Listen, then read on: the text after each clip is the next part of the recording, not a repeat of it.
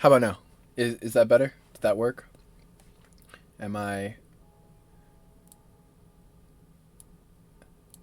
am I back? Sweet. How you doing, Chris?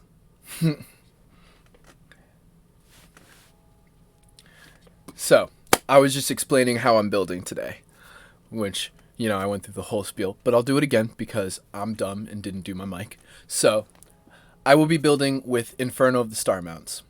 A 6 mana 6/6 dragon that says this spell can't be countered.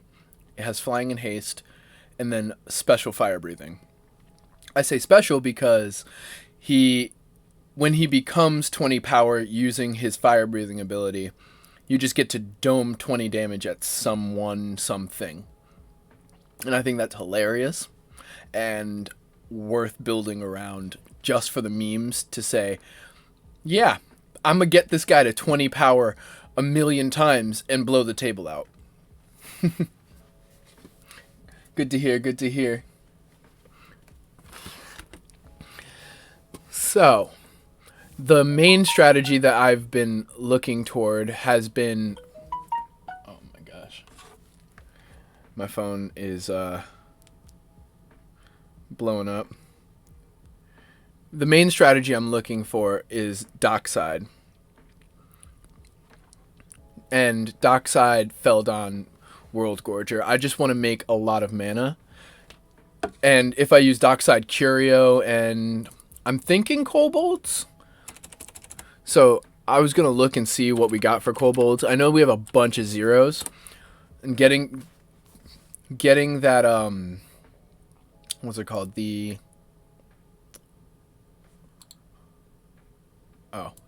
I pluralized it.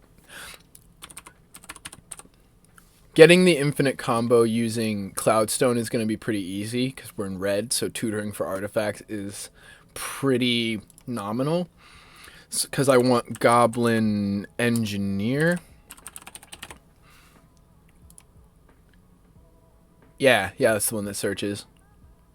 Just Battlefield, you may search your library. Mana value 3 or less. Oh, look at that. Cloudstone's 3.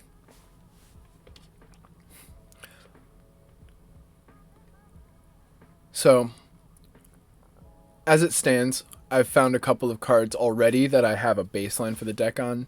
Chandra's Ignition, just because it's a solid board wipe removal. I just really like this card. Originally, I wanted this deck to be Infect. Still got it. It's very much overkill, doing 20 damage for Infect, but, it's also just a 6 mana 6/6 flying haste with fire breathing.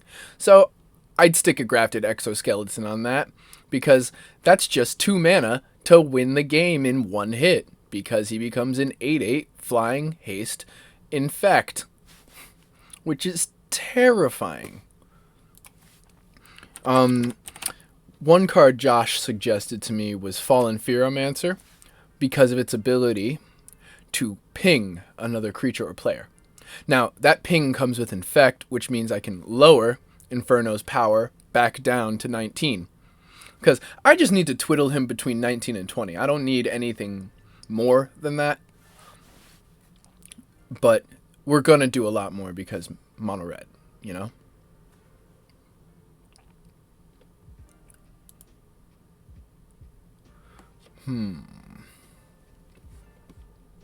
Ayo. Zorn. Yeah, can't be countered is spicy. Hi, Shar. And, I've never, I don't even know what Zorn does. What does Zorn do?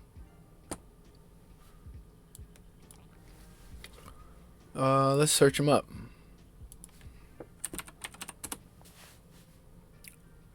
If you would create one or more treasure tokens, oh. I like that. I like him. I did not even know that was a card. Was that recently spoiled? Because I'm a big treasure guy. I mean, just one additional treasure per trigger isn't that bad, considering we can make a lot of treasures. Yeah, that's fun with Dockside. You have made it into the deck. Because, I mean, since we're just building this deck for the effect, like to have like a very effective deck, I've already added Gauntlet of Might. And for anyone who doesn't know, Gauntlet of Might in its original form, where is it? Well, one version is $130, like this version right here.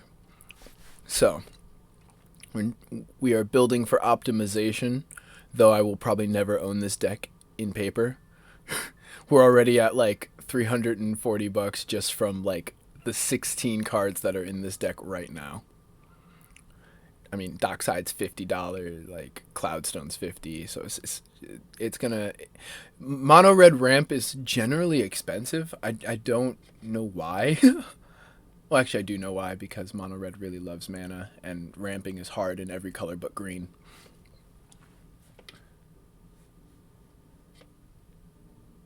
So, what other? I guess we can. I guess I can run Academy. That Academy dude. Academy Manufactor. Yeah. Also makes me clues, foods, and treasures whenever I would make clues, foods, or treasures. Because we're going to make an ass load of treasures. We'll do kobolds last. Because for those of you who don't know my general brewing strategy, haha, because it's a treasure. I'm dumb. I put it in the type line instead of the... My general brewing strategy is to find everything that I could possibly want for my deck and then slowly trim it down to be more precise. We have dungeons. Ah, yeah, Ragavan. I freaking love Ragavan, by the way. And there's like a reason it's currently sitting at $73 and then 116 foil. Jeez. Because this little monkey pirate is crazy. 1 mana 2/1 first off. And it says whenever it deals combat damage to a player, create a treasure token and exile the top card of that player's library. Until the end of the turn, you may cast that card. Otherwise, it just stays in exile. That's nutso. It's straight nutso.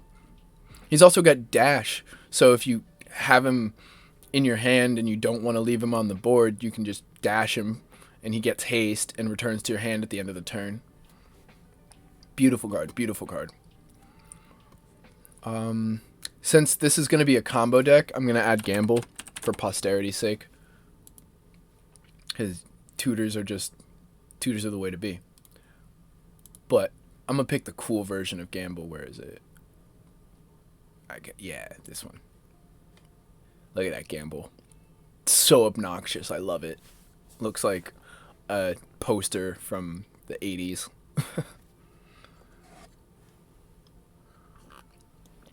Hoarding Ogre.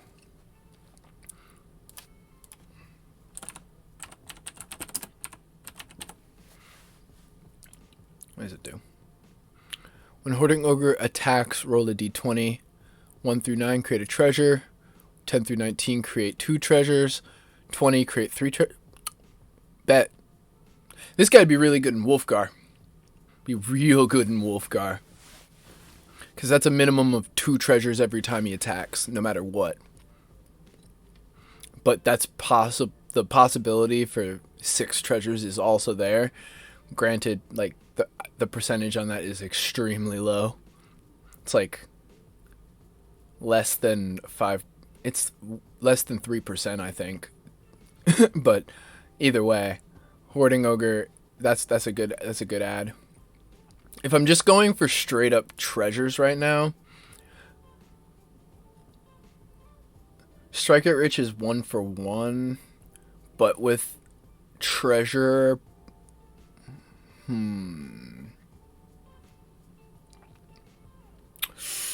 I don't think I can justify Strike It Rich.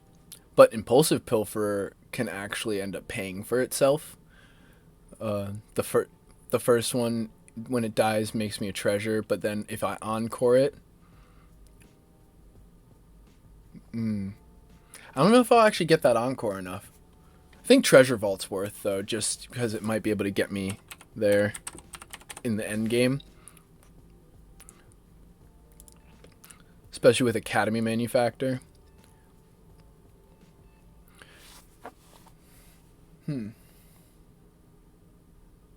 Brass's Bounty. Hey, Wyvern. Hey, Josh.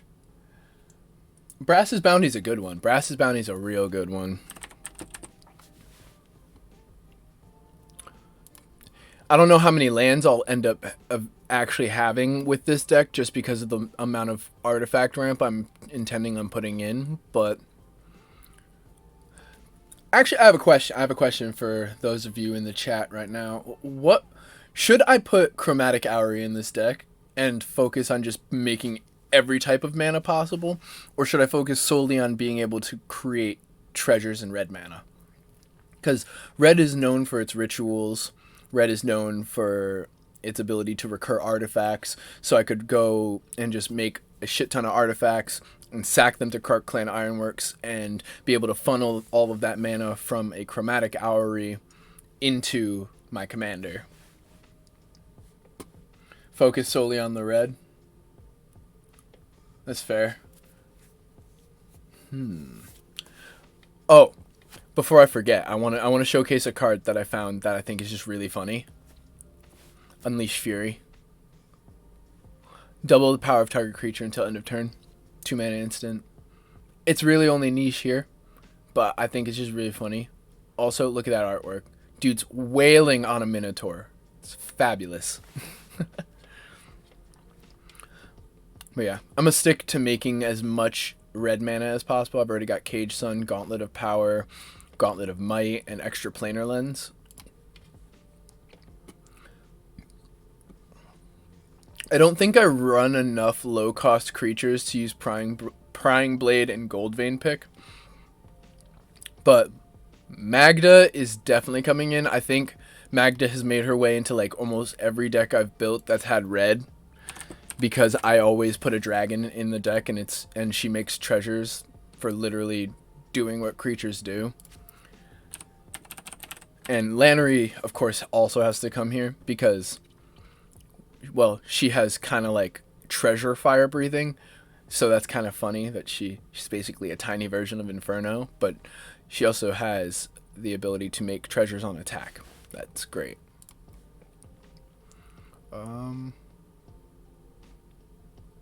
What's this bad boy do? Ooh. I don't think I can justify Tavern Scoundrel. Treasure Map, though. Pay 1, scry 1, landmark counter. Then if there are 3, transform it and create 3 treasures. And the other side is sacrifice treasure. Yeah, Treasure Cove is pretty solid. Makes me 3 treasures, and because the rest of this deck is just revolving around making treasures, this is gonna be a classic red dragon deck where I'm just gonna make treasures for value's sake. I think I also want Treasure Nabber just to deny resources to my opponents. So we're gonna go Treasure Nap, Treasure Map, and Treasure Nabber. Because I love this card. Like, there's going to be such a goblin theme in this deck. I've already got 3 goblins here. Treasonous Ogre.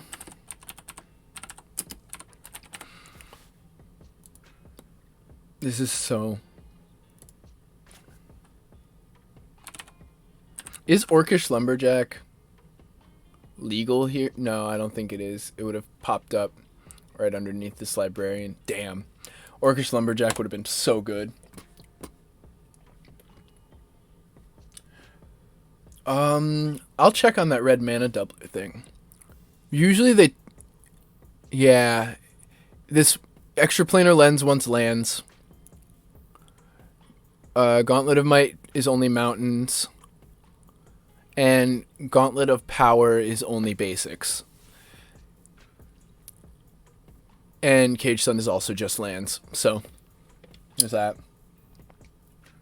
I can't I can't run Orcish Lumberjack, Josh, because it has a green mana symbol in its rules text. Otherwise, I would 100% do that.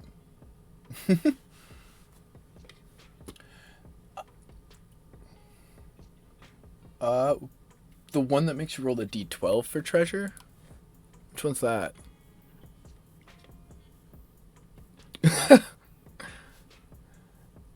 I'm loving the amount of just straight up treasure things that they gave us in this set. Is Gadrak worth it? Inventor's Fair is definitely worth it. I should mention before. If I'm gonna make just an ass load of treasures.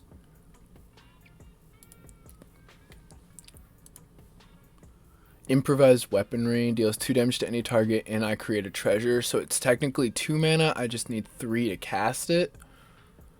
It's a sorcery though.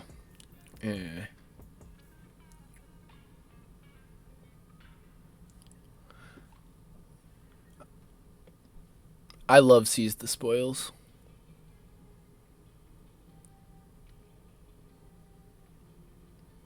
Yeah, Seize the Spoils is going in. I spelled Seize wrong. Don't mind me. I love Seize the Spoils just because it's all of my favorite things about red in one card. Draw 2 cards, create a treasure at the cost of 3 mana and discarding a card. I'll take that. Jessica's Will is already an amazing ritual. And if I use it while my commander's out, I get extra card value even though I'm trying to burn people out. I will probably end up putting a bunch of rituals in here just because I love rituals. Treasure chest? It requires me to sack it though. That's why I don't like it. It's pay 4 for the chance to get 5 treasures, gain 3 life, and draw 3 cards, or search your library for a card. If it's an artifact card, you may put it onto the battlefield. Ooh, actually, okay, yeah, 3 out of those 4 options are actually pretty dope, and I can get it back with the engineer. So I think I'm gonna go with treasure chest. So this just ended up becoming like Inferno treasure, which I like. I like that. That's flavorful. Dragons like treasure, and it's a D&D dragon, so treasure is definitely it. Pirate's Pillage and Smashing Success are also pretty nice here.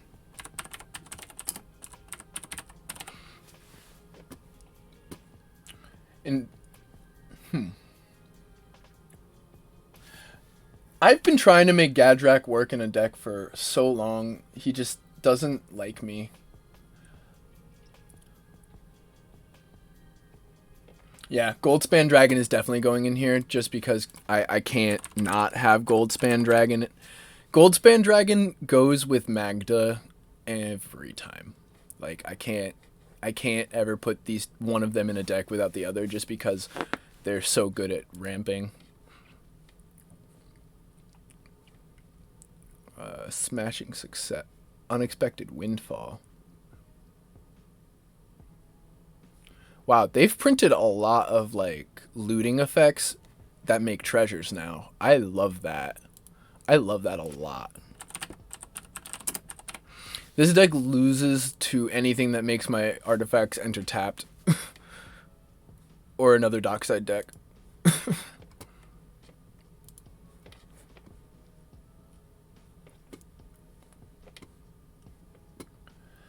That's the thing though. If Blackblade Reforged gives +1/+1 for each land I control, but if it leaves him at over 20, which it probably won't, but if it does, I can't activate his ability without unequipping it first.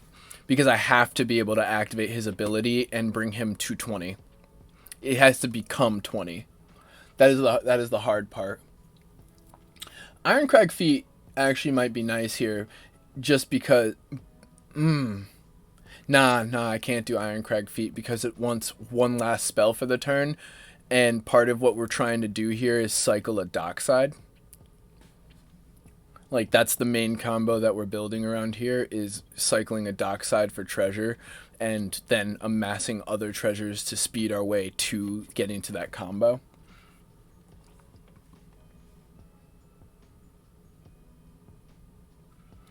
But I do love Iron Crag Feet. It's just, I think it's too slow for what I'm, or not too slow, but too clunky for what I'm doing, because I want to do it all in one turn. And yeah, 7 mana for 4 is nice, but it wants me to only cast one more spell, and the loop wants to be Inferno, it wants to be Dockside over and over and over again off of a Cloudstone and a 0 Kobold. Speaking of,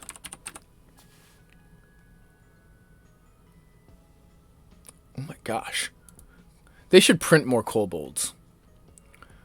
I'm just going to add them all for now, and we'll remove them later. That one's 2 mana, 2 mana. Now we want the 0 mana ones. And then we also want Rograk. Yeah, son of Rograr. Kobolds.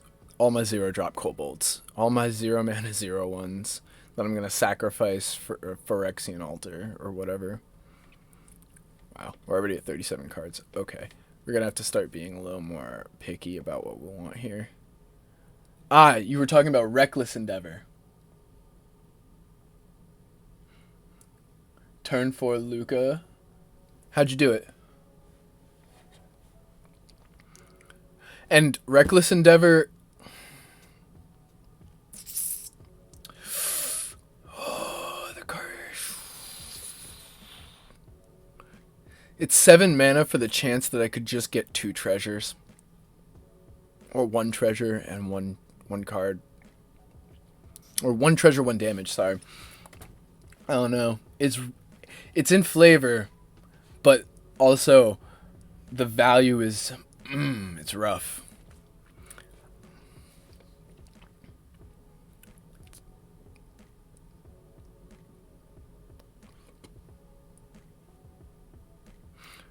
I get a treasure whenever I discard a land. Whenever I discard a creature, I put a +1 counter on it. Whenever I discard a non-creature, non-land.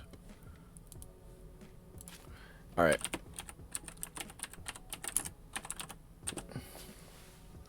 I guess if I run all the kobolds, I could justify running the picks. The Gold Vein pick and the Prying Blade.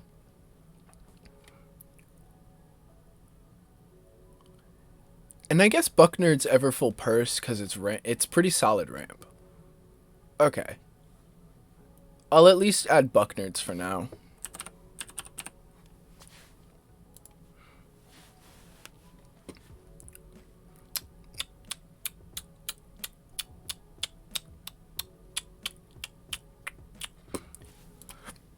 Our Soul Ring.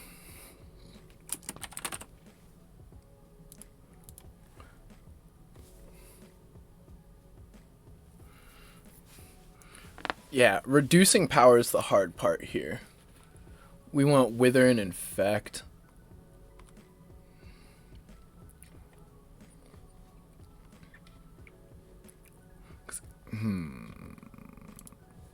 Alright. I think that's it for treasures for now, just because the rest are very situational treasure cards.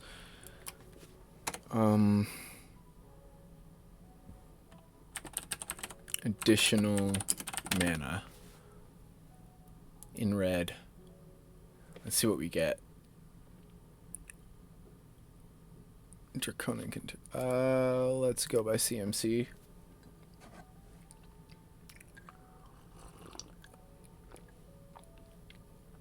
There is not a lot.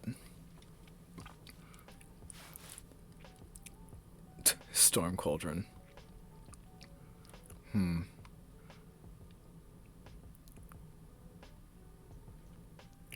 Red Mana Battery is kind of expensive in terms of like how much I have to donate into it.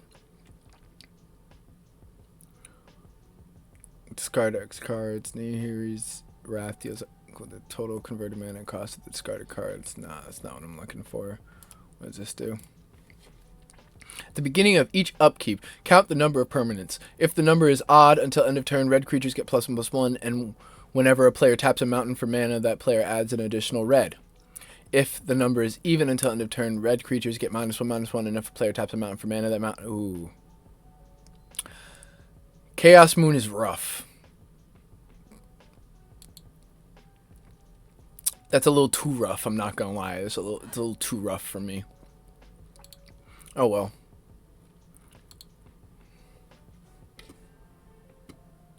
Alright, okay. What's this Luca combo here? Bergy, Grinning Ignis in hand. Alright, turn 2 played Vessel, Volatility. Turn 3 I draw Hazard's Monument, T4. I activated Vessel, giving me 6 total mana. Cast Bergy and Ignis and cycle through my entire deck. Till I hit Warstorm Surge and ping everyone down with Ignis triggers. Yup.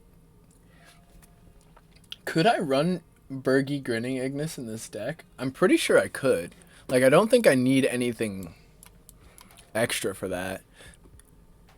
Oh, for anyone wondering, I look using Commander Spellbook. I was looking for infinite mana combos in red. You can use Dockside, Umbermantle, Splinter Twin, Minion Reflector, World Gorger, Dockside, Sword of Parents, Splinter Twin. Like, there's a couple of ways. That is true.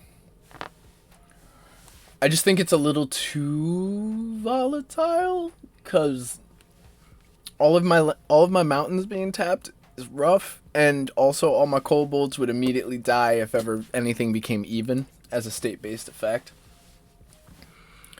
But we're just gonna go straight to the Bergy.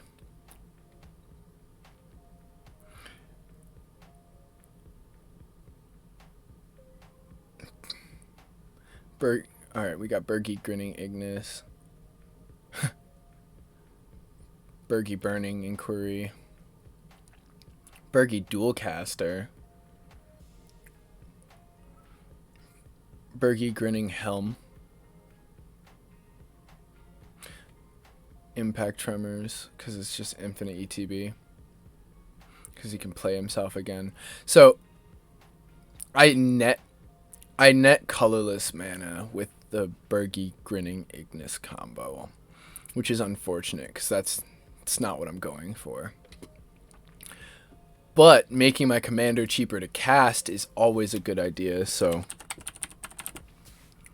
we'll get a Ruby Medallion and a Hazoret's Monument, just to keep with the gaining mana. Arcane Signet.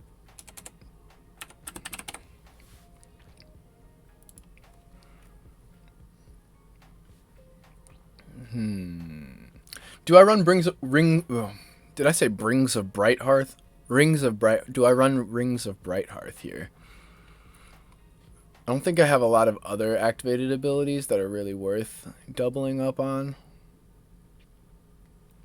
But my commanders would be what? Nah, it's still cheaper if I don't run rings, like, as an overall.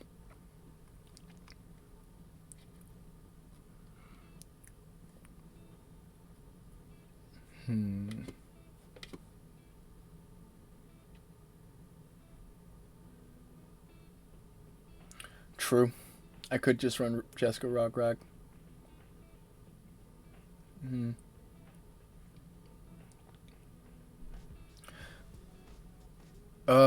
Illusionist Bracers.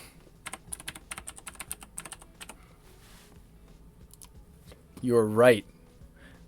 And, Josh, you have a point. You do have a point.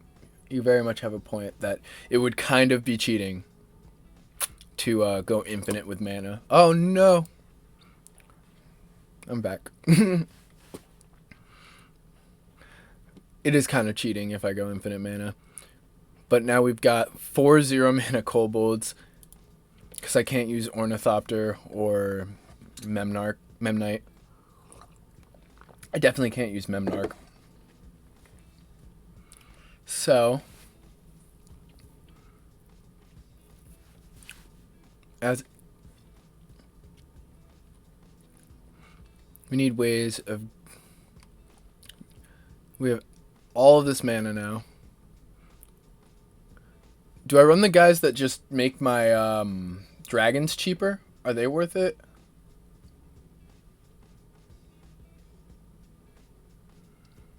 The artifact that ends the turn.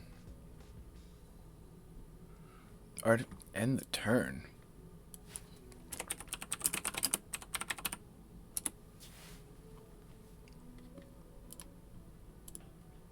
Actually, wait. You said it was an artifact, so let's...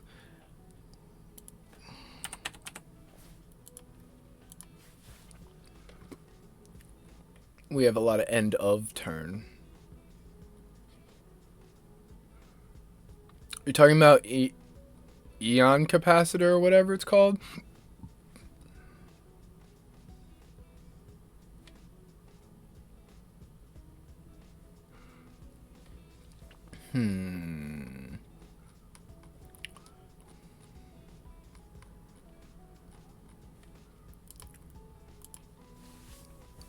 Let's flip this the other way. Oh wait, no, we can... Descending. So we're going to start at the top. Pretty sure it's 5 mana, right?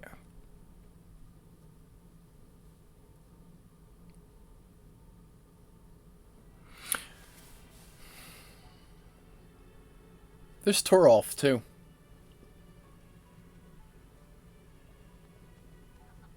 Oh, not Unwinding Clock. Sundial the Infinite.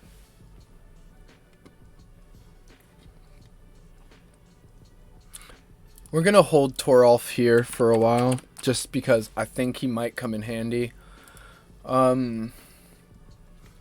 Curse of Opulence, just because I always get a treasure.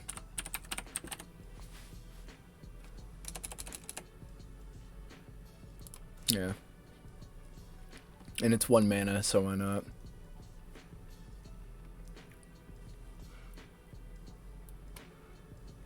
I almost put in Tempting Contract.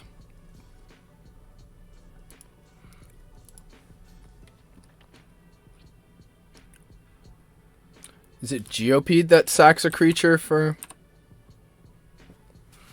Yeah, Tunneling Geopede, sack a creature... No. What's the name of that... It's a snow worm thing, but I can sack a creature to add a red to my mana pool. Thermopod. Thank you, Thermopod. We're just throwing all the mana producers at a wall right now.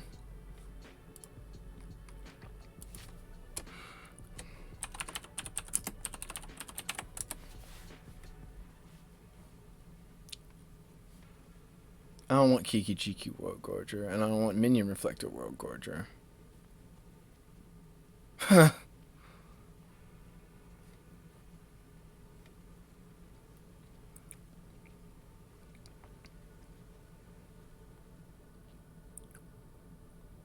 So you can make 2 copies. I'm almost there too. I guess I just need a haste. I need the haste enabler specifically for that.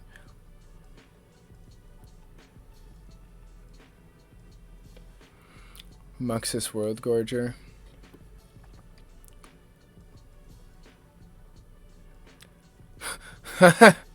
Mass Hysteria. Alright.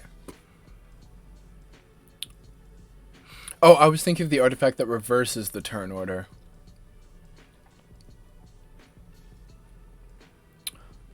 That's like... Anaxtax. Anaxtocrats. Anaxtostacrats. I cannot say that word, Wyvern. I really can't. Anaxtocrats. Yeah. Anaxtocrats. Yeah. I got it. Eventually. I think for disruption's sake, Burning Inquiry.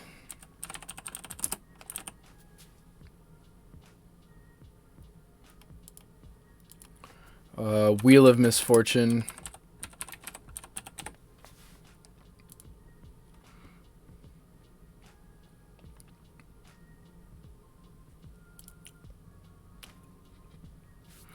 How many? I actually have a. Is haste really? I do have a decent. Okay, I can justify anger, just because it gives me haste. Because I have Fearomancer, which allows me to deal 1 damage to Inferno to bring him back down to 19. I've got tap effect on Goblin Engineer. I probably want Goblin Welder too. Just because I need to be able to get my Cloudstone Curio even if it's in my graveyard.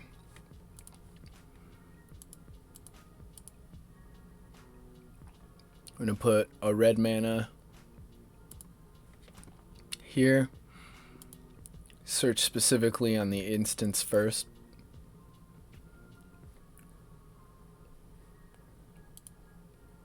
Sort by CMC. For each goblin in play. Nah, that doesn't help me.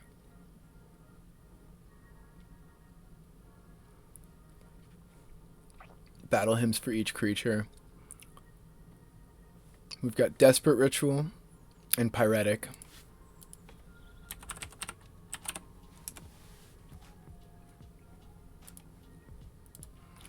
We've got Seething Song.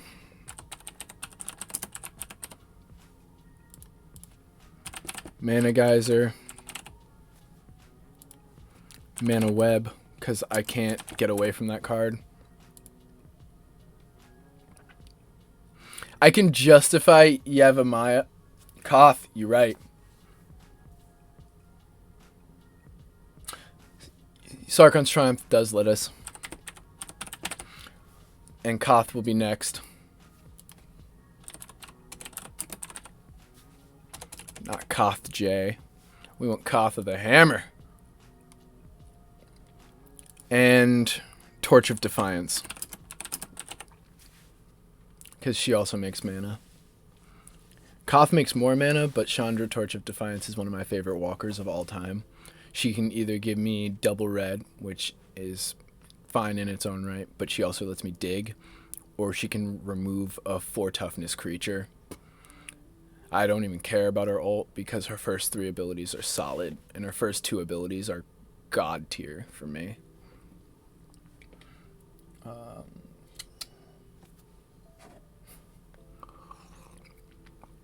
Damn. We're already at like 59 cards on the board. 2 of which are lands, so we're technically at 57.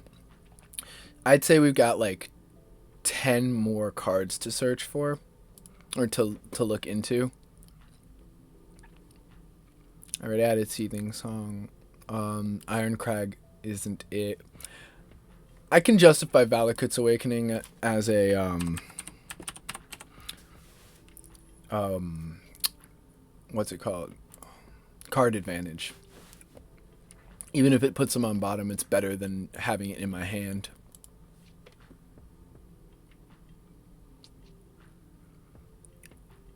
Savage Beating. That's it. Explosive Welcome deals 5 damage to any target and 3 damage. Okay, these are what's left of the instance. So we're gonna go to sorceries next. Demon Bolt. Oh, it's just got Foretell. Okay, let's look at sorceries now. Otherwise, it's just gonna be Priest of Arabrask. As like creatures, I think are the Priest of Arabrask is the only one that would actually like do anything for me. No, I don't want it by color. I want CMC. Glimpse of Tomorrow.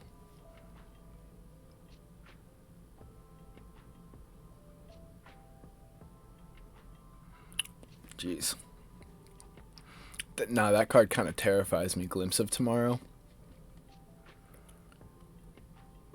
Faithless Looting can stay. I think Faithless Looting's worth the include.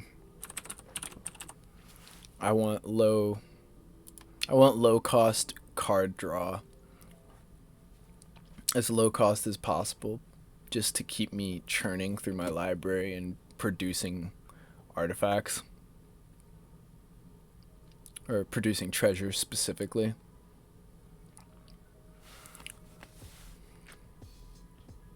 Yeah, I already got Jessica's will. Geosurge can only be for artifacts and creature spells. This is only... Inner Fire, I will probably never have more than 2 cards in hand.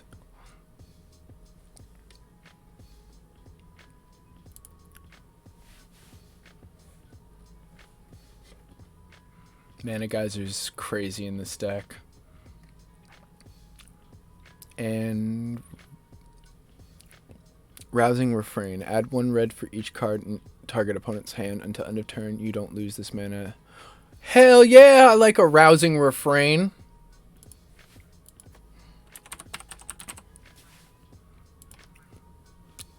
Okay.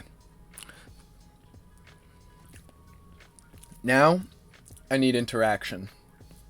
This deck barely interacts with anybody. I mean, I know that's like what combo decks are supposed to do, whereas aggro is all about enforcing your will on the board, whereas control is all about making sure that other people can't enforce their will on the board. Combo just wants to do its thing.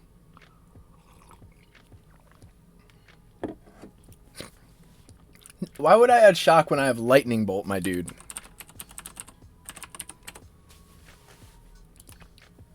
Come on now.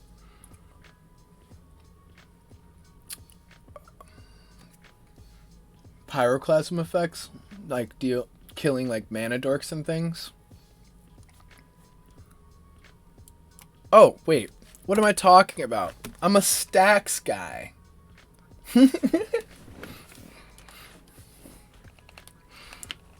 But thank you though.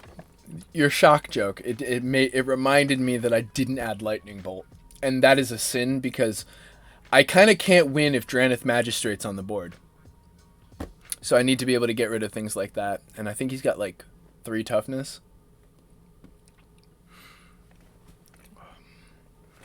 I was gonna add. Do I go Magus of the Moon or Moon? Blood Moon. I think Blood Moon is the better one here because it's harder to get rid of. And I don't necessarily care about any of my non-basics. I want Ancient Tomb. Yeah.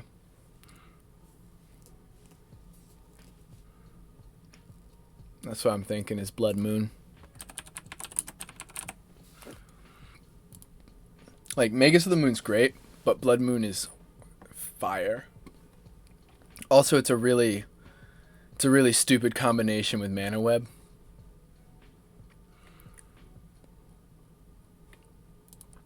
I think I gotta start looking at search library for artifact cards. Because I only have 1 search for artifact card so far. And that is this Gabloke right here, Goblin Engineer.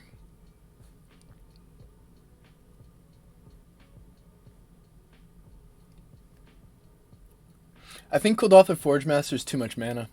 By the time I'd be able to cast him, Rush of Blood.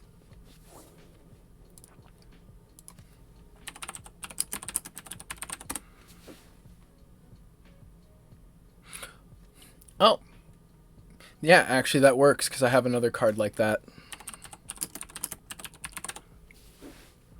Also, these double power cards can be used to kill somebody else.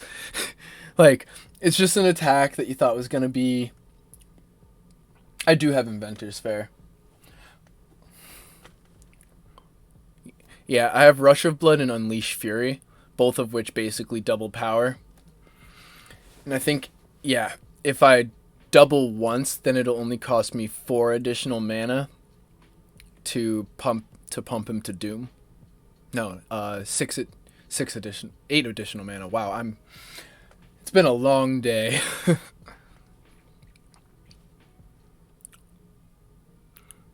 I think Thermopod might have to go just because I won't generally have enough creatures to really pump forward on him.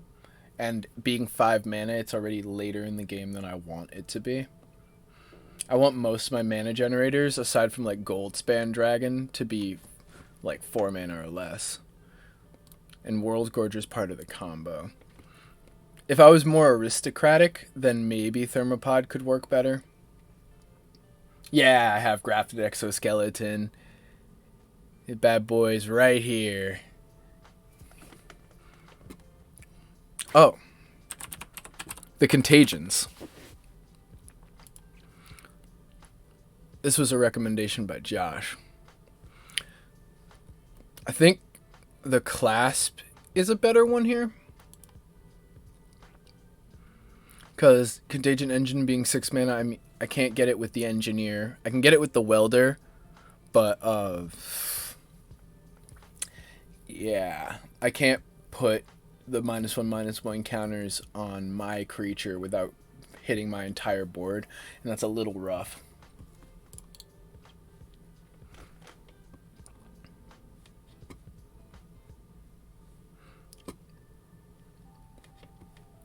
My one problem with the Scryfall Searcher is looking for -1/-1 counters is rough. -1/-1 counter, like searching for things that add -1/-1 counters, hard. Because they don't have an option for it here.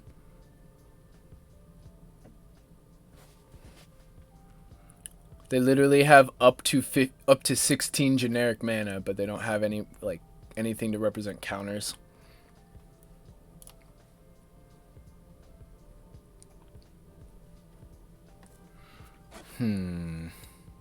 Actually.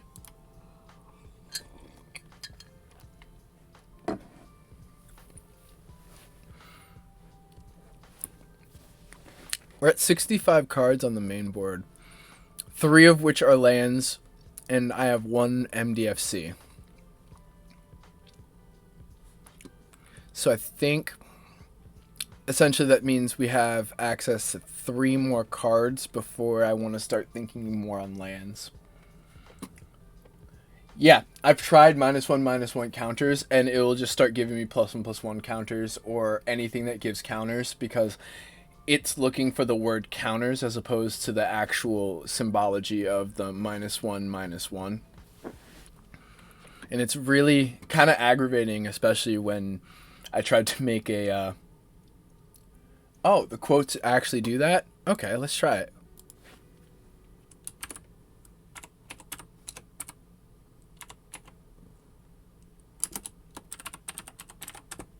I didn't know adding quotes actually helped. Huh. I should probably not put counters, since I want counter.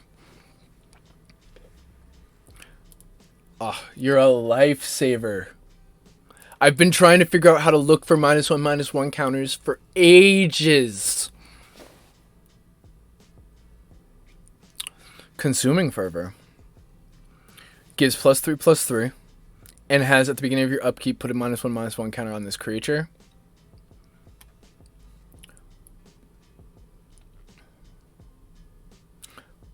Puncture Bolt. 2 mana, -1/-1, and then 1 damage. Gnarled Effigy. Really expensive for the ability to put a counter on something.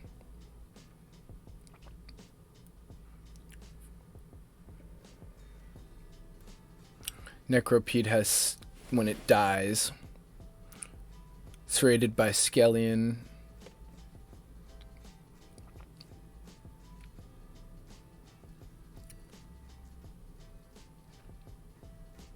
Serrated Arrows might be able to do it.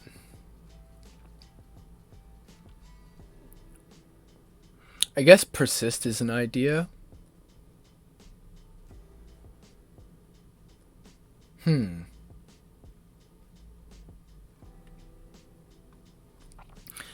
think the best one here.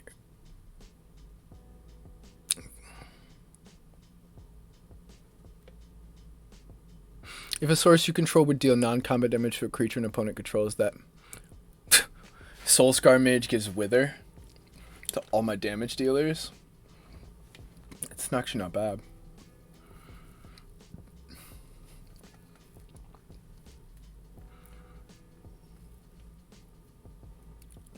I think just because it's reusable.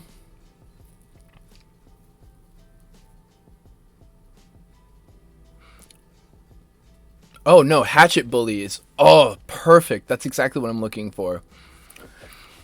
Three mana tap, put a -1/-1 counter on target creature you control, and it deals 2 damage to target creature or player. Yeah, that's the one.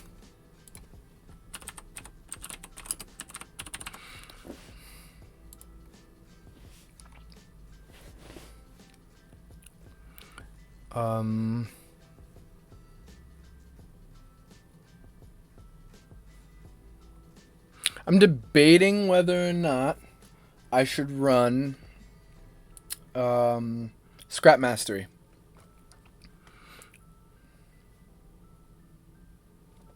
Because Scrap Mastery would be able to, like, if I put Cloudstone in my graveyard, Scrap Mastery would just go whoop, whole deck, flip. I've got Fearomancer in this build too. He's got the Infect. Because I looked up as much Infect as I could find.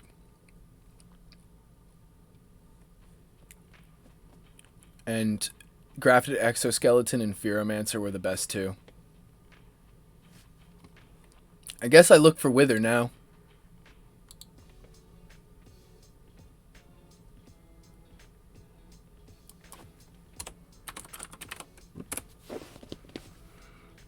As I thought, most of them are colorless. Let's see what we got, though.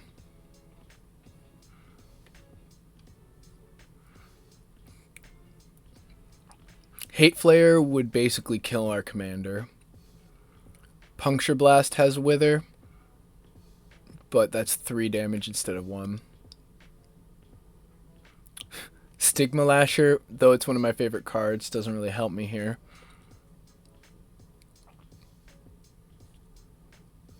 Yeah, all the Wither stuff is eh. I'm sure if I get Persist, it'll just give me the Cauldron, which is good for keeping my commander around. I think I need to protect him, so we can't run Greaves, but Swiftfoot Boots works. And one more hexproof thing. I just want one more. Champion's Helm is a pretty solid one. I think Champion's Helm's the only one that's worth running here.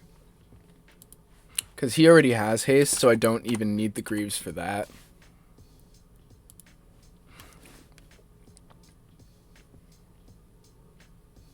Thank you. Deflecting Swat and Bolt Bend are both free.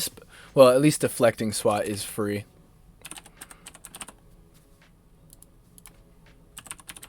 And Bolt Bend becomes like what, 2 mana?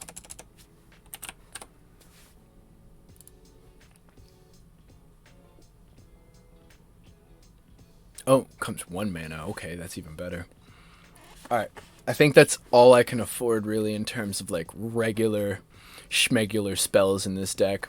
And now I have to focus on my land based.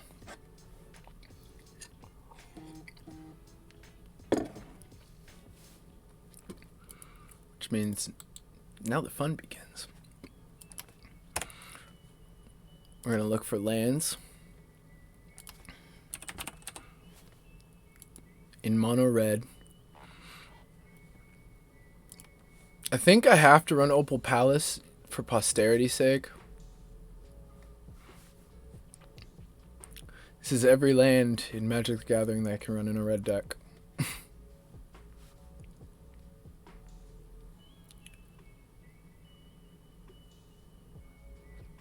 And I want instant gratification as often as possible. For 3 mana, giving +1/+0 to everything is kind of shite. Gotta lose the land for it at 4 mana. Cavern of Souls is kind of useless to me. Command Tower is really useless to me. Command Beacons, land slot that I won't use.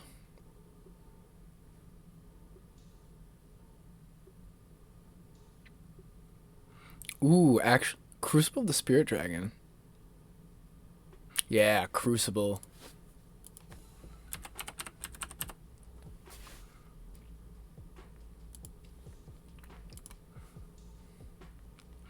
Just because I really like storage lands, because if you don't need them, then you can just hold them to have an absolute ass load of value for later. Myriad Landscape. Yeah. Valakut is valid here. The Molten Pinnacle and Myriad Landscape.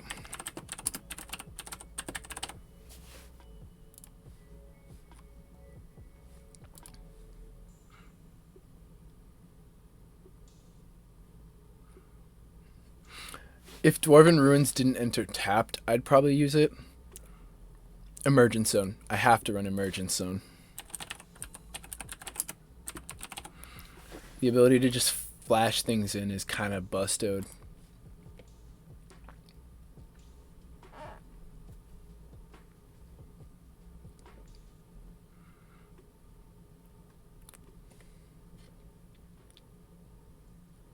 Gaia Reach is... You see, that's the thing. I don't want to run too many non-red lands, but at the same time, there's so many not red lands that just have so much value. All I want is value. Ugh. Why are all the best abilities sorcery speed? Grasping Dunes would have been sweet.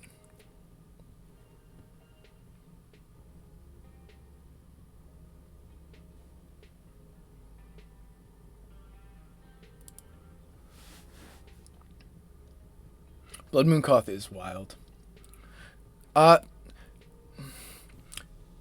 Great Furnace. Artifact lands are always iffy for me, just in case I have been staxed out by them several times, and most of those times were Kevin. And he has just turned me off of using artifact lands in a non-artifact themed deck. If I was running more along the lines of a artifact stat or an artifact cycling kind of a deck, maybe, but it would feel so awful to be like, well, I guess if I'm gonna get hurt by artifact stuff anyway, just because of the amount of treasures I make. It's a hard one. Great Furnace is a hard one.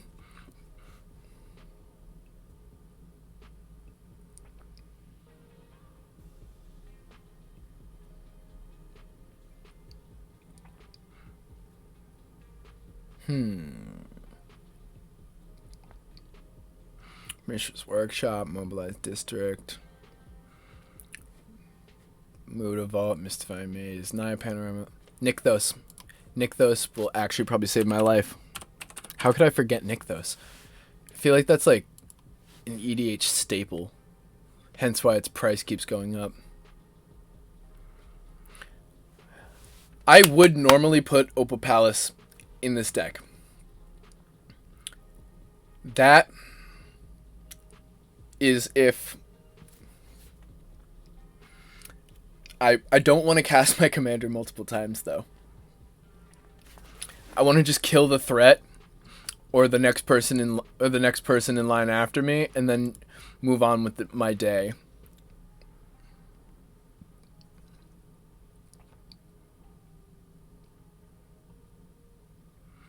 I think we're coming to the end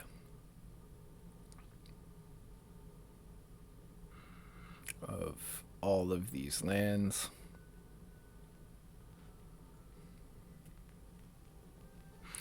I will add Sanctum of Eternity and Command Beacon.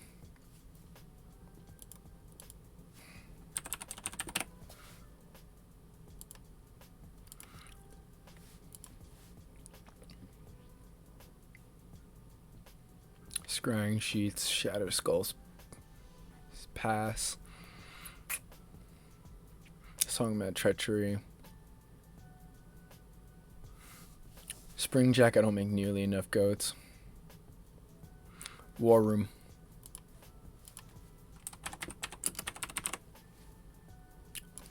Wow, I am butchering things.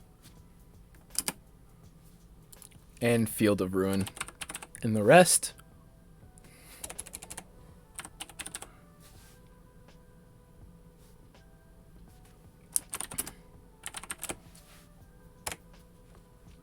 will be mountains.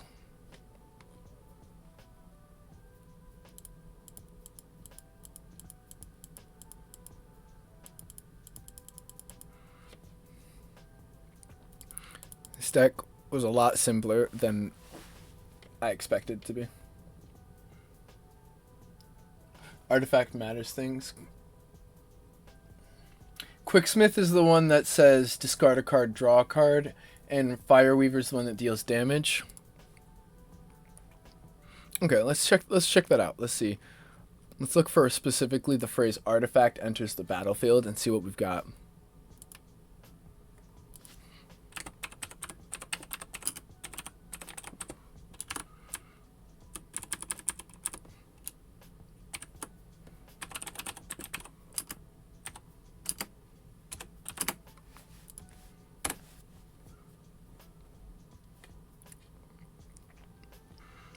+2/+0 gains trample. Allows me to mill the top 3. Untaps him. I think the best one here would probably be Fireweaver, since I'm trying to burn people down. But Quicksmith Genius also just lets me, like, draw an ass load.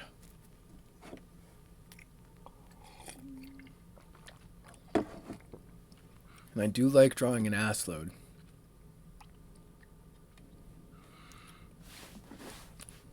Let's look at what we've got so far for whether or not it'd be worth it for Quicksmith or Fireweaver.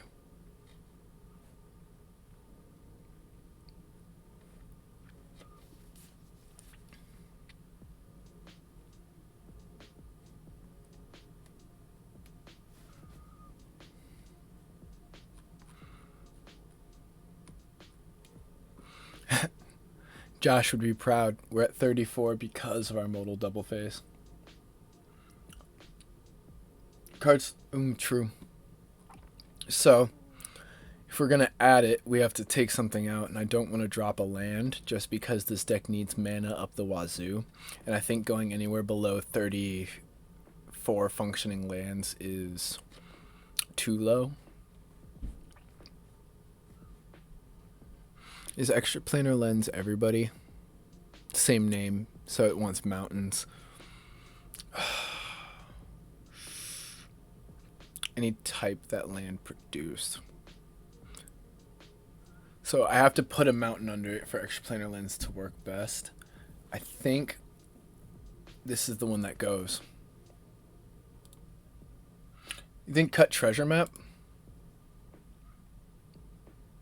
True, it only scries me, and I have to use it 3 times, and in the late game it doesn't really do much. So Quicksmith is literally a quicker version.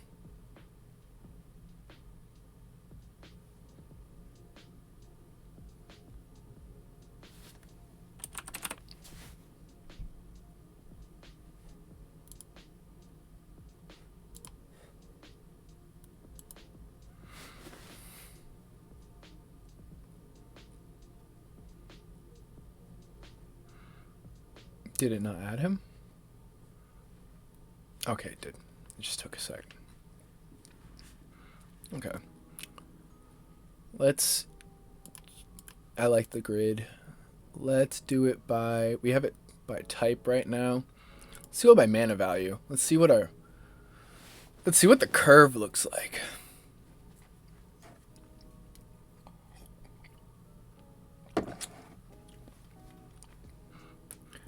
Gotta love your 0 drops here. Burning Inquiry, Curse of Opulence, Faithless Looting, Gamble, Goblin Welder, Ragavan, and Soul Ring.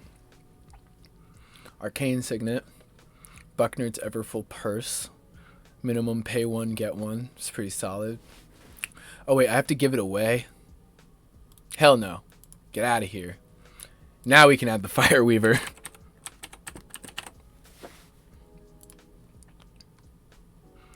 same exact CMC slot too. You got the medallion, the boots, the bracers. Unleash Fury because pop. Academy Manufactor, solid card. Blood Moon is rude because I always put Mana Web in. Like, if I can't think of a stacks piece to add into a deck, I just add Mana Web because it will always hurt somebody. Somebody will look at that Mana Web and be like, ah, fuck, what am I doing with my life? Which is basically what I want to do whenever I add a stacks piece to any deck. Let's be real. I still kind of want to drop Extra Planar Lens just because I have a lot of mountains, but at the same time, not... It helps other people's mountains, and red decks actually hurt this deck equally. Plus, it lets me run more interaction. Yeah, I've already convinced myself to remove it. If this was more of a lands matter deck, like Extra Planar Lens might be great in Morog, just because I sacrifice a lot of lands there, so I want to get as much value out of my other lands as possible. I guess I could run From the Ashes, because that card can sometimes act as a escape shift in red. And it really hurts other decks that focus on having non-basics. What's the thing? I'm looking at this Blood Moon, and in the same vein, I have this Feldon here, right? If I ran Magus of the Moon, I'd be able to resurrect it with Feldon. Granted, it's a really niche interaction, but that niche interaction has also bested me quite a bit. Yeah, From the Ashes is basically a ritual. Release the Gremlins is nice. I was actually thinking, instead of Release the Gremlins, for Vandablast, because Vandablast hits everything but my stuff. If I'm going for that big one-sided oof. Because I don't think I really need the creatures. Like, Gremlin... Like, I have a lot of, like, really low-costed creatures if I really need blockers and stuff. I got, like, the Rograk squad here. I got my Goblins. I got Ragavan. I guess I could run Imperial Recruiter since I gotta look for Dockside.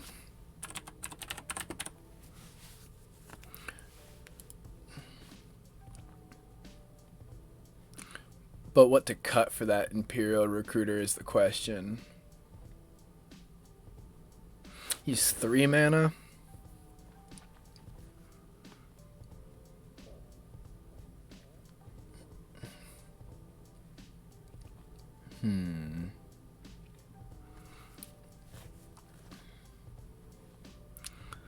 Sarkon's Triumph gets me Goldspan Dragon and World Gorger Dragon. I might just take out the World Gorger Dragon combo because I don't think I have... Oh no, I do. I have the Feldon World Gorger Illusionist Bracer combo. Never mind. Forget I said anything. I'm done. You think the Wheel of Misfortune is worth the cut? It's one of my other forms of interaction, though.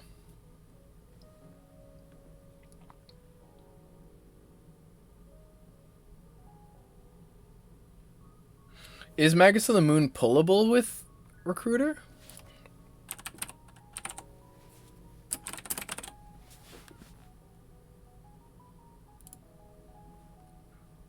Oh, would you look at that? Yep, you're right. Yep, now I can justify the Magus of the Moon. And,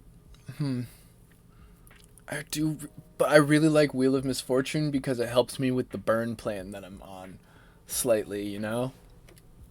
I mean, I guess I'm not really being like that aggressive in terms of burning people out, so, and affecting only my own cards is pretty solid.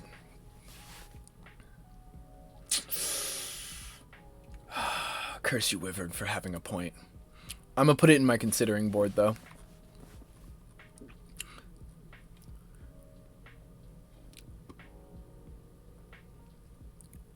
Then we have Brass's Bounty sitting up at the top of my curve. It's a pretty nice curve though, like, look at that. Perfectly curvy as all things should be. That's an aesthetic curve right there.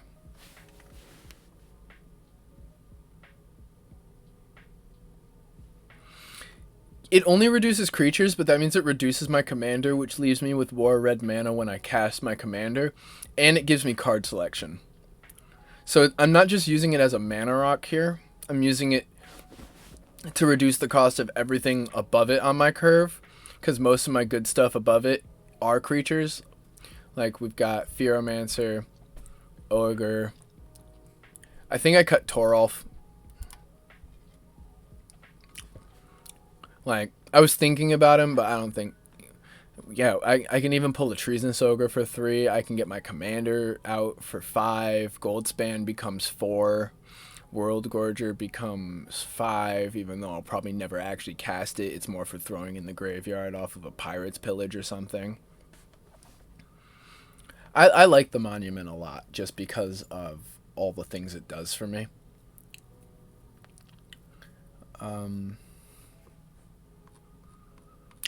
I want to see... Okay. So purple are all red. 3 spells. And artifact. Actually. Yeah.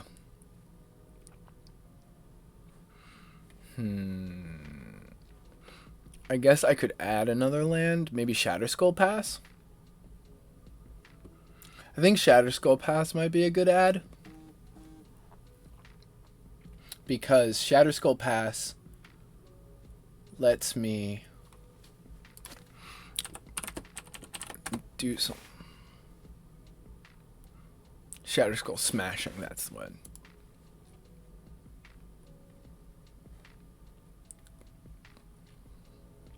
Where did it go? Yeah, there it is. Shatterskull Smashing deals X damage divided as you choose among up to 2 target creatures and or planeswalkers. If X is 6 or more, Shatterskull Smashing deals twice X damage divided as you choose among them instead. Can't hit players, but it can hit pretty solid creatures, and if it comes to land, maybe. Kazul's Fury.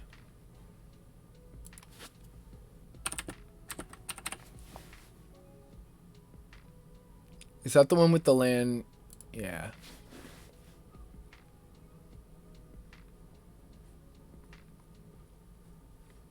Where did it go? Ah, here it is. 3 mana, sack a creature.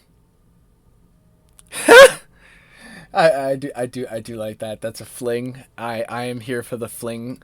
By Shatterskull Smashing. I have a fling land.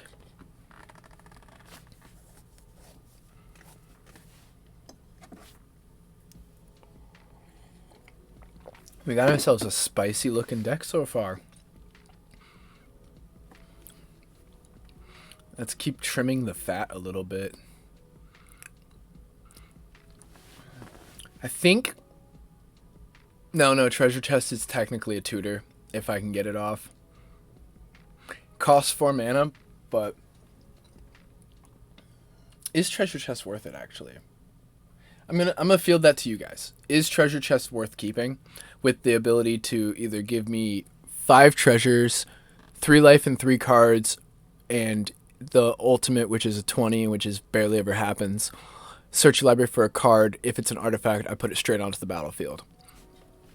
Because with that, if I get a 20, then I can get my Grafted Exoskeleton. I could get Gauntlet of Power, Cage Sun. I can look for Academy Manufactor. I can look for my Cloudstone, my Bracers. Okay, that's what I'm saying. 5 treasures ain't bad. You're right. I'm just really trying to, like, trim the fat here.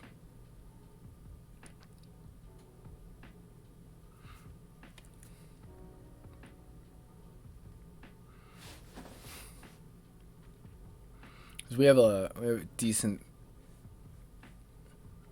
And by trimming the fat, I think I mean I need more better card selection.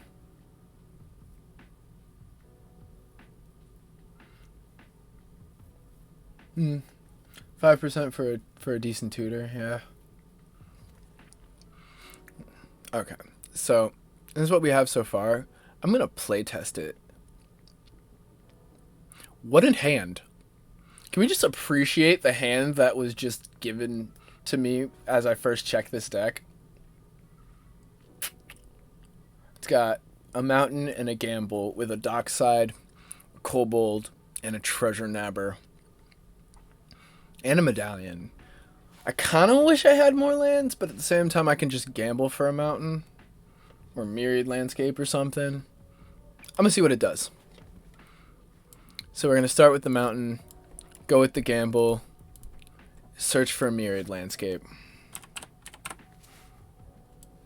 Put it in hand. There's an option that lets you discard at random. Cool, it's the medallion. I'd rather it be the medallion than the landscape. Next turn. Cool. Enters tapped. I don't really care. I wish I still had the medallion, but it's not the end of the world. Pass. Next turn. Mountain.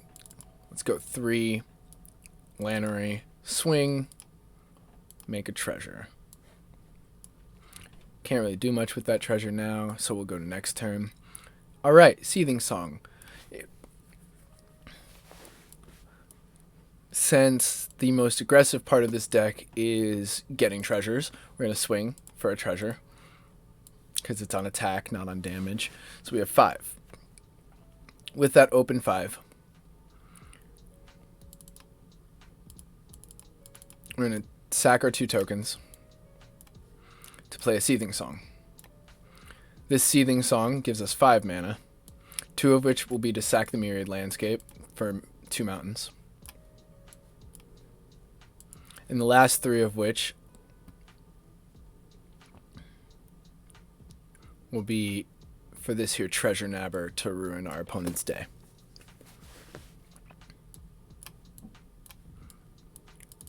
Alright. Untap. Next turn. We got a kobold. I really need that curio. Wish I could... The one problem I have with playtesting is that I can never tell what I would take with a treasure nabber or anything like that, so it's kind of rough. I just assume I get a rock that costs for 1 at the bare minimum, because a lot of people will actually hold off on using their rocks till your turn, or until the turn before your turn, just because they want to hold them that bad. So we don't have enough mana to play our commander, but we do have enough to swing with Lannery, make a treasure, sack the treasure, and 5 to get rid of all the dorks using treasure nabber.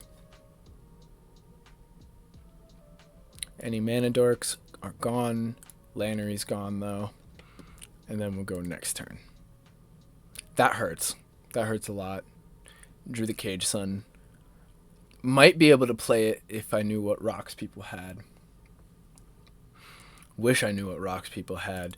So we're just gonna assume Dockside and hope I don't have all of their rocks. Even though they might give it to me just because I played Dockside. That's such a conundrum. It's like, do you give them the treasures or do you give them your rocks for a turn? Because in the end, it might be the same thing. Let's just assume I got enough to get a Cage Sun out.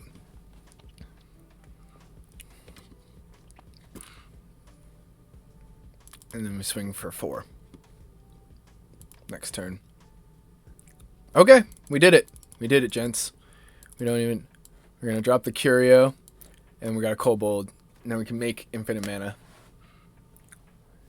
So that took till about turn 7, and I didn't hit a tutor or a draw card engine of any kind. I just kept producing mana until I could get the bounces. Granted, like, it's a very disruptible combo, but with the number of kobolds I have in this deck, I'll always have a kobold. I just have to find the Dockside Cloudstone. So it's not bad. I'm gonna restart. This hand, solid. This is a solid hand. Go mountain. Next turn.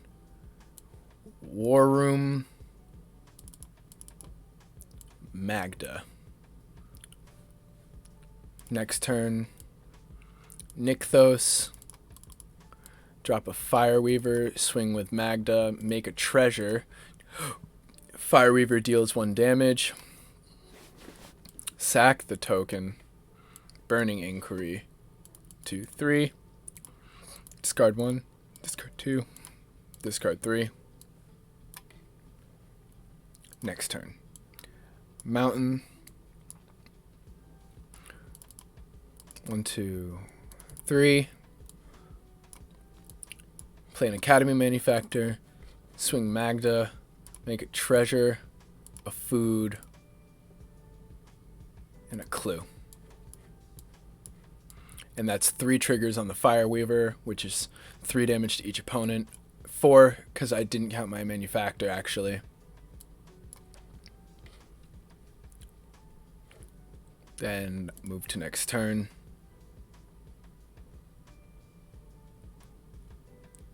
Go. We'll hold Crucible. Play a mountain.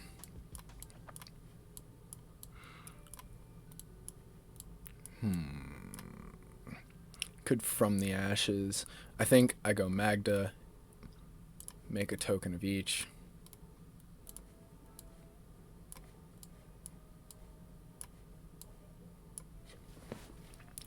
Deal the 6 damage. Sack. 1, 2.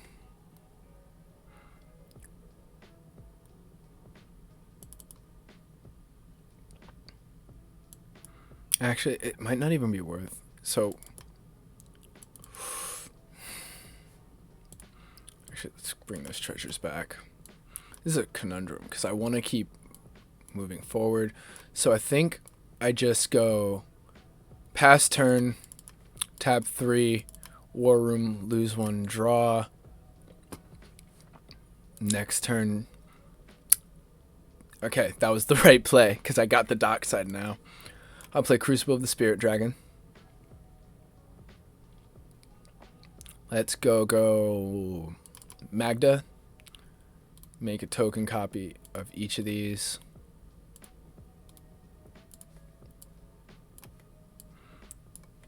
Makes me almost want to run Krug Clan Ironworks, even because then I can sack all my... But I can't turn them into red, so I guess it doesn't matter in the end.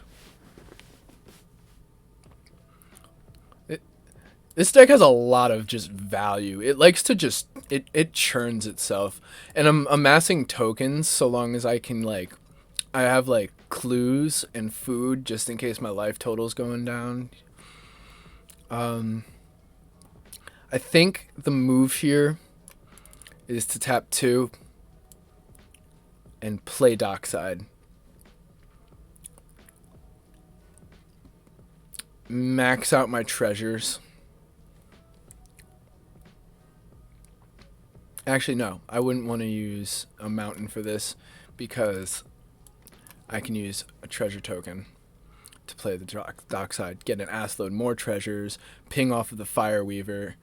The Fireweaver, you're right, was a great ad because the amount of treasures I'm making is actually burning people out on its own, which is kind of fucking crazy because if Dockside gave me, say, 6 treasures here, that's 6 damage to each of my opponents right there. Actually, no, it's even more than 6 because it's 6 times 3, which is 18 damage to each opponent because I'd get 3 artifacts off of the Academy Manufactor every time.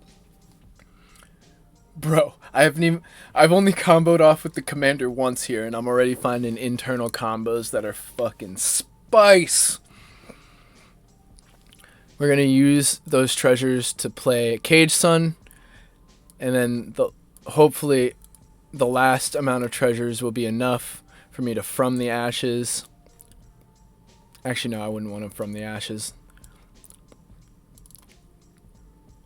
Yeah, let's just War Room to draw a card. Okay, it's Anger. So wait, we don't even have to War Room to draw a card. We can sack a clue. Each one of our mountains sacks a clue to draw a card now. There's the Mana Web, which I am content playing.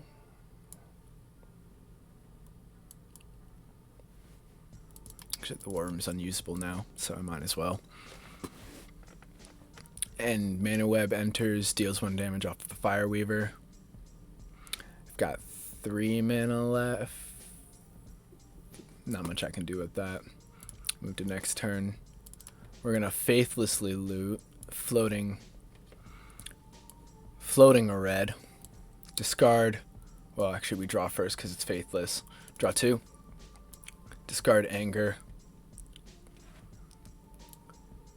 Play the Mountain because we want to hold the Inventor's Fair for after the From the Ashes. We can use the Inventor's Fair now, but we don't have anything to really get. I haven't moved to combat yet, so 4.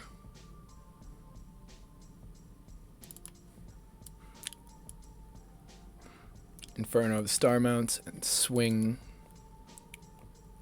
with these 2. I make treasure, a clue, and a food.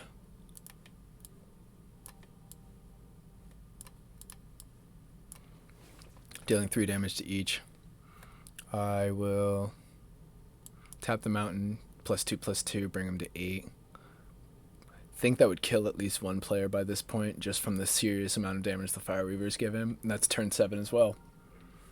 Yeah, this deck is fun. This deck is a lot of fun. Yeah, Reckless Endeavor. I looked at that card.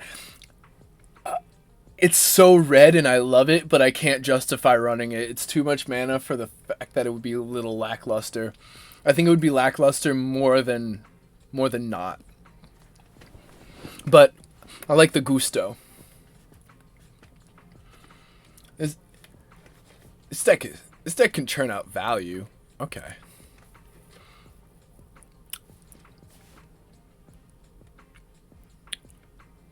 I'm going to try this hand out just to see what I can do with it.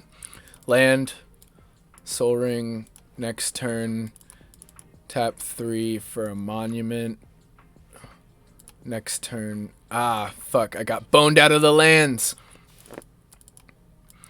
Desperate Ritual brings me to 4 floating. I'll play the Fearomancer.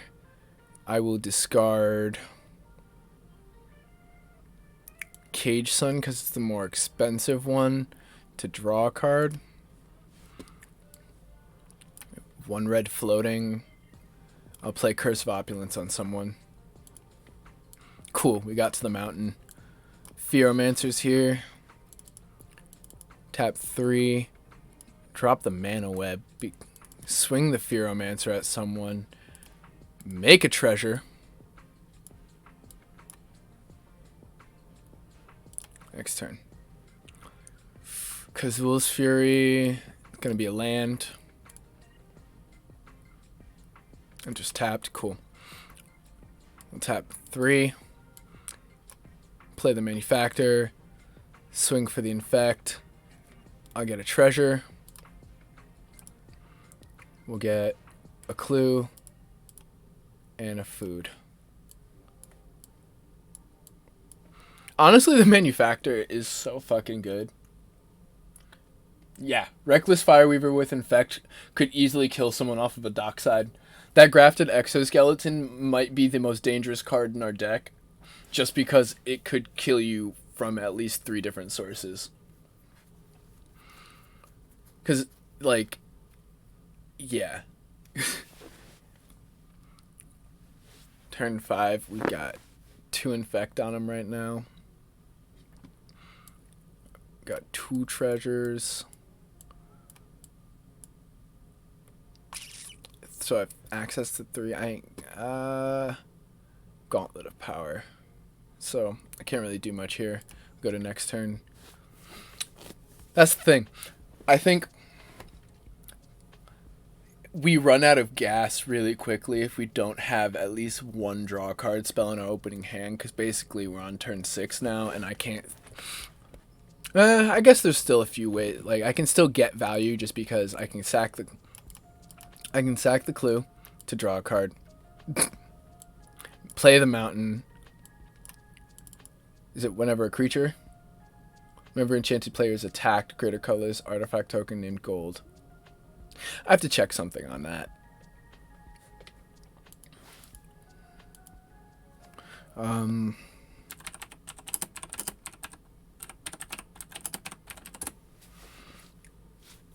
I gotta check if Curse of Opulence actually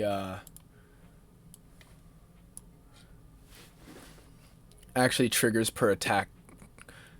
Curse of Opulence's triggered ability resolves after attackers have been declared. Any cost to attack must have already been paid before the attacking player creates the gold. Each curse's ability triggers only once, no matter how many creatures are attacking. Okay, so yeah, it's only one. Sad days.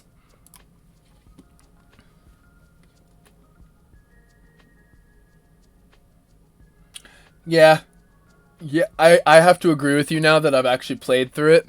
I can see exactly where I would be able to use a Kuldotha Forge Master here. The real problem is figuring out what I cut for it.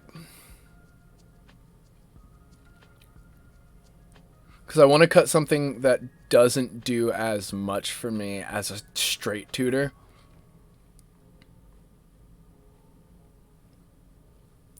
And it's 5 mana.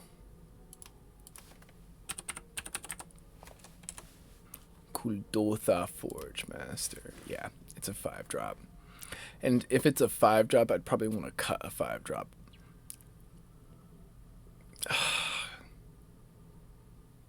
Gauntlet of Power is so good, though.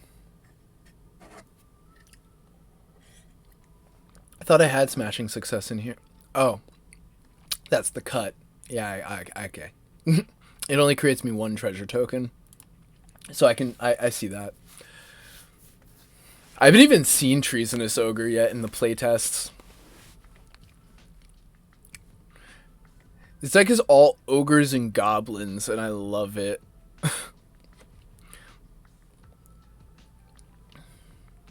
Got a few elementals paddling about, a couple humans, but we know this is a beastie-ass deck. Treasure Ogre being 4 mana is a bit rough. But just the fact that he has the ability to... He has an attack trigger and always gives me at least 1 treasure on every attack, just like Magda and Lannery. It's kind of bonkers because he sits on the curve just above both of them. Like, Magda's in my 2 slot, Lannery's my 3 slot, and then I've got the Ogre in my 4 slot. I'm cool with the Smashing Success being gone because I don't really fuck with other people's stuff. I just want to keep churning value. And my, 1 board wipe is a Chandra's Ignition.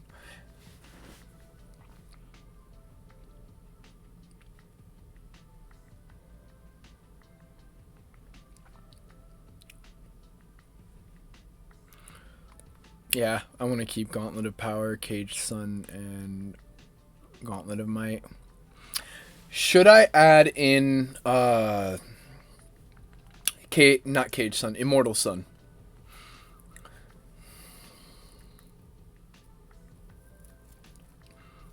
I don't know what I'd get rid of for it though. Because the Immortal Sun draws me an extra card, makes all of my spells cost 1 generic less to cast, gives me all my creatures +1/+1, and locks out other people's, or actually it locks out all walkers, but if I'm playing it then I don't really care. It locks me out of, the only walker I really care about in that regard is Koth. It does lock me out of my walkers, but I also only run 2. And the chances of me running into them while on my sun are very low just because this deck doesn't draw a lot.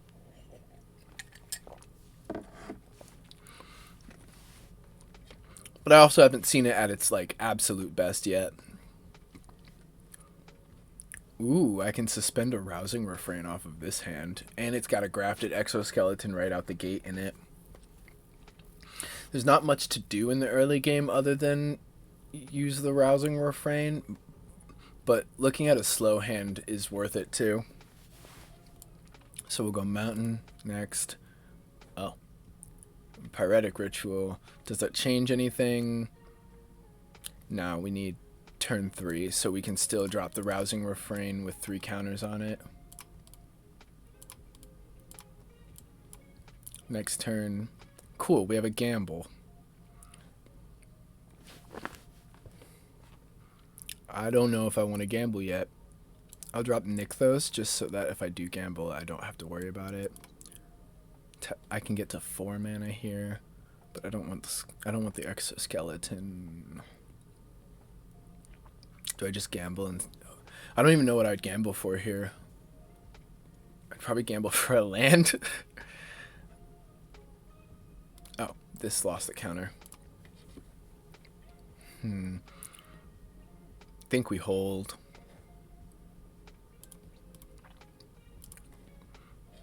Cool.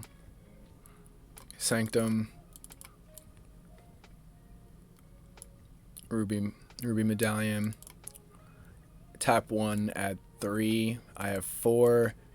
Now we drop a gold span. Swing. Make a treasure token. Next turn. This taps for 2 now.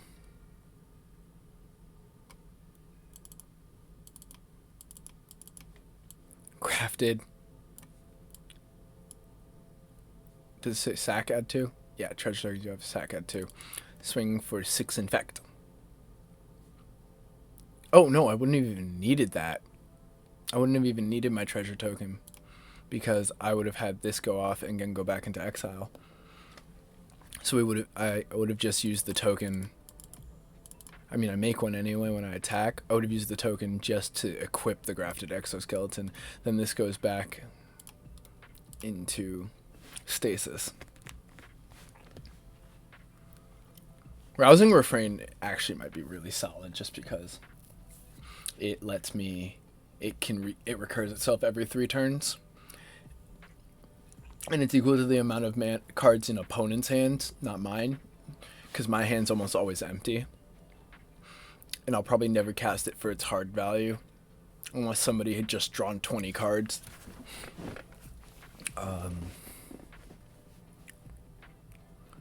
Gold spans here. Guess now is a good time to gamble. I don't even know what I'm gambling. Oh, no. Now is not a good time to gamble. That's a 50-50 shot.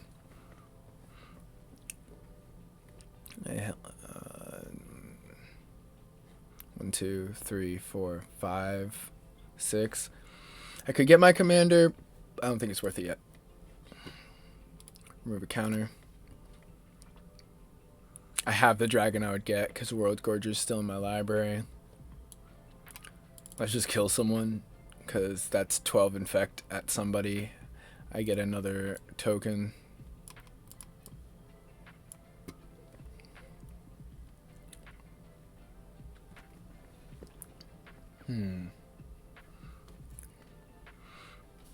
This thing probably would have been killed by now, high key. But gold fishing is all about optimal play.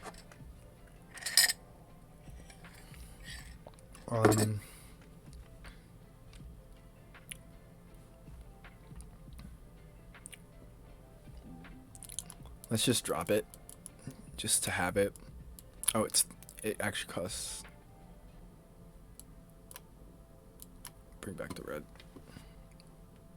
Nykthos ain't worth it. Next turn, remove a counter.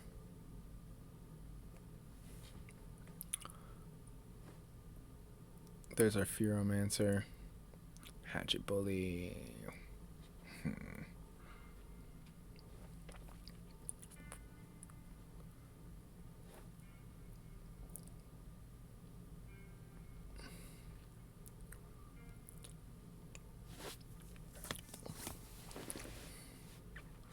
I don't want to drop him yet. So we'll gamble because everything in our hand is decently worth pitching or decently worth keeping.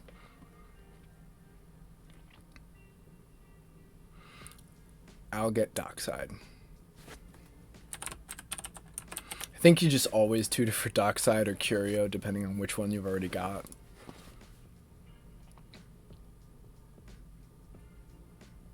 Sick burns. Well, there's only 2 Infect cards in the whole deck, and one of the... Actually, we can tutor for both of them now that I think about it, because we have Imperial Recruiter. Sick burns. Because originally I wanted it to be an Infect deck just because, 20 Infect is such overkill, it's kind of ridiculous. But now it's just kind of like a really fun ramp burn deck in red. Play Dockside. Let's just say it's 8 treasures. We'll play Inferno, who costs 5. Sack another one to give him this.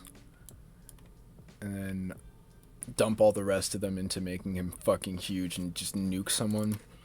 Swing with them both. Make another token.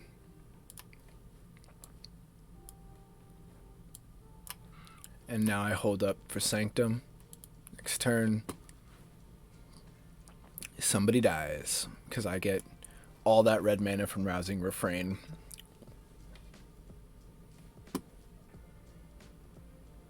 So this deck can threaten to kill at least one player by turn 7 is what it's looking like, which is pretty solid. Like, I gotta give it to, like, thank y'all for helping me brew this. I like this bad boy, which is great because this is the last deck tech I will do. Well, not the last deck tech, the last deck build I will do, but like, I'm not gonna be here next Sunday, so I won't be doing a deck building next Sunday, but I will be back for Sunday the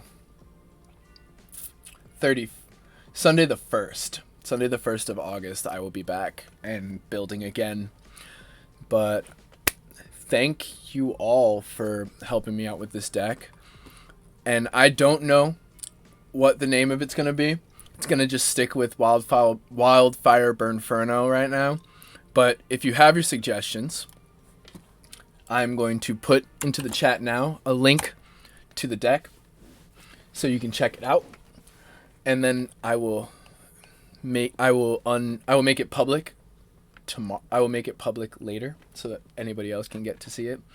If you like the deck, comment on it. If you have ideas that you think would be really cool for it, even if it's just names, that's dope. Thank you for stopping by for my stream, and it's always a pleasure having y'all. So that's all I got. Thank you for helping me build with Inferno. And I hope you have a good night. Untap, upkeep, drink.